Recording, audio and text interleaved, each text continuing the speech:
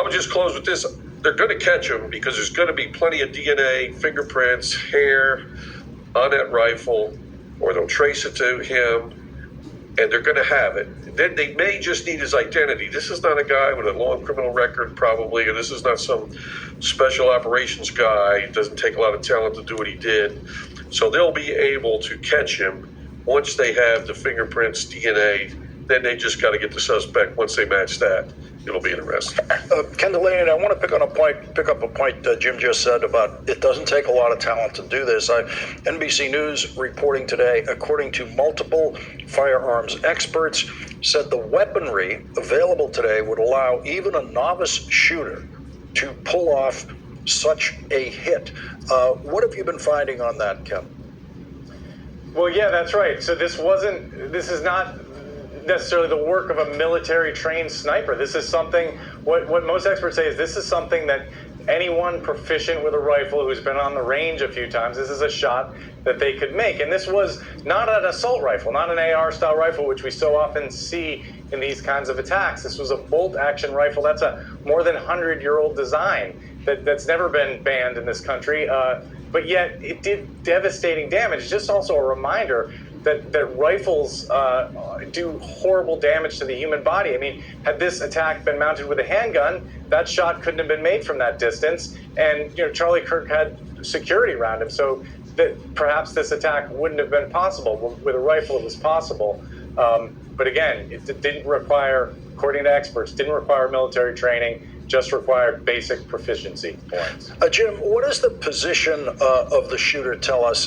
It chose a roof position with apparently what we now know is a very good line of sight, line of trajectory directly to the target. How much planning does that involve?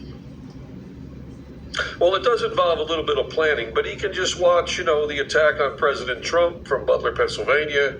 He can know the history of Lee Harvey Oswald, snipers from elevated positions.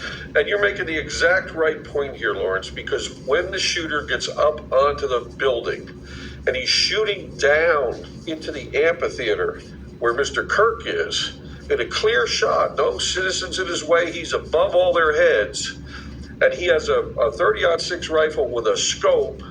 They just put the crosshairs on there. If he's laying prone and that rifle is on the parapet of the roof, that is a fixed shot, a very, very simple shot. And I would say this, he wasn't aiming for Mr. Kirk's neck. That's not where shooters aim. He was aiming for his head. He was aiming right, between the eyes.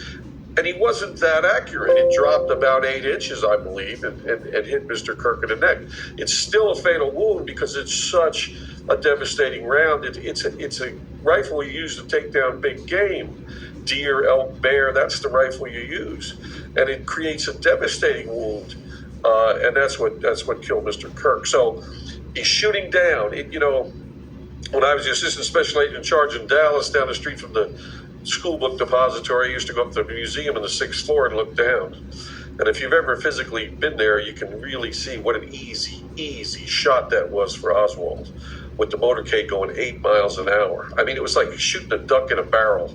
It wasn't a hard shot at all. All that talk you hear about it, a hard shot, it was not. And Oswald was just a Marine who shot a rifle. He wasn't any great, he had a marksmanship badge, but he knew how to shoot a rifle. That was an easy shot. This is a similar type shot. Down in the bowl, a scope, prone, laying the rifle down. Not a hard shot to make. And he wasn't that accurate anyway. I think he dropped it about 8 inches. So I don't think we're going to find out he's any great expert when he's captured, Lawrence. Andrew.